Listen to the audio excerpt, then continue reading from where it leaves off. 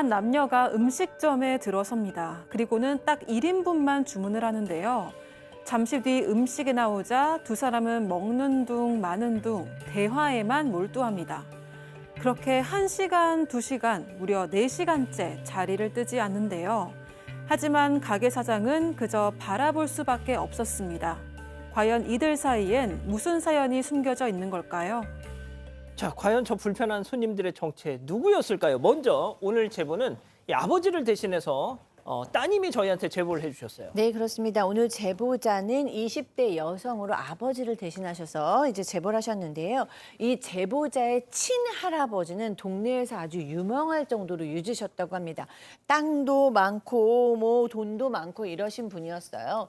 그런데 이 아버지가, 그러니까 제보자의 아버지가 그 태아일 때, 그러니까 그 왜 친할머니가 임신 중이었을 때 이 할아버지가 바람을 핀 겁니다. 아이고. 그러다 보니까 이 할머니가 아이를 낳고 나서 너무 화가 나서 나는 못 살겠다 그러고 집을 나가버리셨어요. 그러니까 이 아버지는 버려진 겁니다. 그런데 그때 그 바람을 폈던 대상 있잖아요. 상간녀. 그 상간녀가 곧 집안의 안주인으로 들어오게 됩니다. 그리고 그 아버지, 친할아버지와 혼인신고도 마쳤다고 합니다. 결국 제보자의 아버지는 계모를 친모라고 생각하고 가족관계 등록부에 올라간 채 살게 됩니다. 자, 이 제보자님의 아버지 삶의 첫걸음부터 험난했습니다. 자, 제보자 따님의 얘기 한번 들어보시죠. 그러니까 아빠가 바람 펴서 시엄마를 데리고 들어왔잖아요. 엄마가 애를 낳고 핑계치고 그냥 나가버렸대요. 나 너랑 못 산다. 그래서 그 할머니가 있잖아요. 할머니가 조똥량을 다녀서 전도금 해서 키웠대요. 피똥이 때부터 엄마 호적에 올라서 자식으로 등재돼 있죠. 쭉 같이 살았다니까요. 고등학교 때까지. 그러니까 우리 아버지한테 이복 동생 2명이 더 태어났다는 건데, 자, 같은 집에 같은 부모였지만 대우가 전혀 달랐다. 맞습니다. 제보자의 아버지 남성은 혼자였다고 하고요. 가족이 모여서 밥을 먹을 때도 남성은 늘 빠져 있었고 이 계모는 의붓아들인 남성의 빨래에는 손도 대지 않았다고 합니다. 그나마 챙겨준 건 친할머니뿐이었다고 하는데요. 그래도 남성은 계모에게 사랑을 받고 싶어서 이복 여동생과 남동생을 업고 다니면서 정말 온갖 애정을 쏟아부었지만 돌아온 건 냉대와 무시였다고 합니다. 그러던 어느 날 계모의 값비싼 반지가 사라지는 일이 있었는데요. 그런데 계모는 남성에게 너잖아, 다 알고 있으니까 빨리 내놔 이렇게 좀 도둑 취급을 했다고 합니다. 남성은 억울한 누명을 쓰고 결국 고등학생 나이에 가출을 했고 그 이후에 일용직을 전전하면서 힘들게 살았다고 합니다. 반면 이복 동생들은 아버지의 든든한 지원을 받으면서 좀 사업도 하고 승승장구했다고 합니다. 자, 정리를 하겠습니다. 지금 이거는 할아버지, 할머니, 제보자의 할아버지, 할머니의 이 집안, 그러니까 제보자의 아버지가 당했던 그 집안의 얘기를 지금 전해드리고 있는 거예요.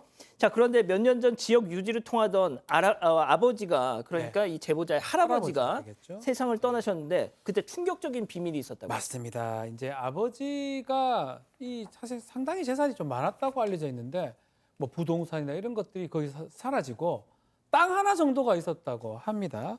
아버지 살아계실 때 또 재산 한 90%를 확인해 보니까 이 계모 명의로 다 넘어가 있었다고 하고요. 나중에 80대 계모가 하는 말이 이 남성한테 아버지 몫으로 재산 한 5천만 원 넘겨주겠다라고 일반적으로 통보를 했고, 그래서 좀 안 되겠다 싶어서 아버지가 남긴 땅 시세를 알아보니까 무려 10억이었다고 해요. 그러니까 입장에서는 나도 내 몫을 좀 제대로 받고 싶다고 하니까 아하이 너무 욕심내면 체한다. 네 분수껏 살아라 라고 80대 계모가 얘기를 했다고 합니다. 자, 아버지가 남긴 10억짜리 땅을 두고 남성과 계모 간의 재산 다툼이 벌어졌습니다. 그렇습니다.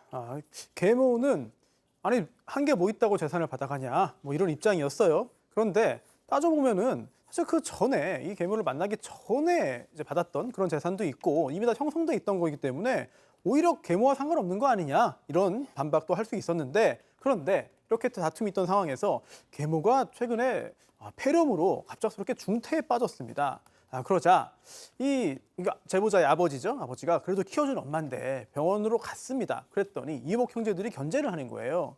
그러면서 아니 친자식도 아닌데 왜 우리 엄마 거를 이게 넘보냐? 그냥 당신 아버지 거 받고 손 떼라. 이렇게 거칠게 나왔는데요. 그러자 제보자의 아버지도 나 그 집에서 자랐고 또 가족관계 등록부에 또 예전 호적에도 친자식으로 올라가 있다. 나도 받을 자격 있다. 이렇게 또 받아쳤습니다. 자, 앞서 이 아버지의 재산 90%가 이미 계모한테 넘어갔다고 말씀드렸잖아요. 자, 그 재산의 규모가 무려 50억 원이 넘는답니다. 네, 그런데 이복 형제들이랑 2차전이 벌어졌는데요. 이 남성이 허락도 없이 부모님 명의 땅 위에 마음대로 건물을 짓고 있었다고 합니다. 이 남성이 바로 현장으로 갔는데 이미 공사가 진행 중이었고요. 남성이 이 땅 지금 분쟁 중이다. 당장 중단하라고 외쳤습니다. 이복 여동생의 공사 인부들한테 연락을 받고 와서는 남성한테 왜 남의 앞길을 막냐. 차라리 오빠가 죽었으면 좋겠다. 이런 막말을 했고요. 이복 남동생도 이 땅 못 쓰게 막고 공사 방해한 것까지 전부 다 고소하겠다면서 협박을 했다고 합니다. 자, 남성이 그래 법대로 하자 딱 하고 형제들 연락, 이복 형제들 연락 다 차단했어요. 그러니까 직접 찾아왔다고요. 네, 그렇습니다. 이 남성이 음식점을 운영하고 있는데요. 이 이복 남동생과 이복 여동생이 찾아왔어요. 그러더니 음식을 둘이 왔잖아요. 하나만 시키는 겁니다. 그 종업원이 네? 이러니까 우리 너무 배불러서 그래요. 이것만 먹고 빨리 갈게요. 라고 얘기를 했는데 그 후회가 더 황당합니다. 왜냐하면 이 음식 하나 시켜놓고 그 자리에서 4시간을 수다를 떨고 가는 거예요. 그것이 또 끝도 아닙니다. 그때 그 음식 하나에 대한 영수증 있잖아요. 그 영수증을 가져가서 음식 맛없다, 위생 불결할 것 같다 이렇게 음식점 그 리뷰도 남긴 거예요. 그래서 이제 남성이 이런 식으로 하면 영업방해로 신고하겠다고 얘기를 했더니 이 이복 형제들은 아니 우리가 돈 주고 사 먹어가지고 정당한 리뷰 남긴 건데 이게 뭐가 죄가 되냐 이렇게 좀 적반하장으로 나왔다고 합니다. 자, 그럼 여기서 오늘의 궁금증 짚어보죠. 자, 재산 받지 마! 괴롭히는 이복 형제들. 저는 엄마의 재산을 받을 자격이 없는 걸까요? 라고 묻고 계십니다. 자, 이제 문제가 이제 가족관계 등록부에 기재가 돼 있다고 하는데 친자인지 아니면 입양 같은 걸 거쳤는지 이게 가장 중요합니다. 아마도 입양 가정을 못 거쳤다고 하면 등록부에 등재가 돼 있다고 하더라도 친자가 아닐 가능성이 높거든요. 사실 좀 이런 부분들 좀 확인을 해봐야 돼요. 본인의 상황 자체가 뭐 실제로 등록된다고 해가지고 무조건 자녀가 되는 게 아니기 때문에 사실은 지금 상황상으로는 이복 형제 말들이 일부 맞아 보이는데 이런 경우는 또 확인할 부분도 있으니 전문가의 도움을 좀 받아야 될 것 같습니다. 손 변호사님 여기에 덧붙이실 말씀 짧게 부탁드립니다. 네, 이거 말고 90%가 생전에 증여로 계모한테 넘어갔잖아요. 이것도 유류분 반환 관련해서 따져봐야 됩니다. 공동상속인 중에서 한 명에게 미리 생전에 증여된 것이기 때문에 이것도 잘 따져가지고 받아낼 수 있을 가능성 충분히 있습니다. 자, 교수님. 네, 저는 이 이복 동생들이 너무 유치하게 느껴지네요. 이건 아마 어렸을 때부터 엄마가 니네 오빠는 뭐 우리 가족도 아니다 이렇게 가리킨 것이 아닌가 싶습니다.